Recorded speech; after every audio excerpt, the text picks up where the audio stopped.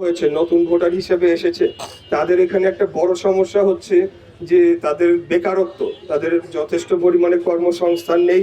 এমন কি অনেক শিক্ষিত তরুণরা রয়েছেন, যুবকরা রয়েছেন যারা কর্মসংস্থান তাদের হচ্ছে না। আমাদের এই অঞ্চল দীর্ঘদিন যাবৎ অবহেলিত। এখানে বিনিয়োগ সেইভাবে হয় নাই। কেন্দ্রীয় সরকারও আমাদের এই অঞ্চলের অবকাঠামো ঠিক মতো উন্নয়ন করে নাই, এবং এখানে কোনো ভালো শিক্ষা প্রতিষ্ঠান সেইভাবে বা প্রাইভেট কোনো শিক্ষা প্রতিষ্ঠান এগুলা গড়ে ওঠে নাই। তো আমরা সেগুলোর উপরে জোর দিব, এখানে বিনিয়োগ বাড়ানোর মাধ্যমে এই অঞ্চলের অর্থনীতিকে সচল করে এখানে কর্মসংস্থানের ব্যবসা করব, কর্মসংস্থানের ব্যবস্থা করব।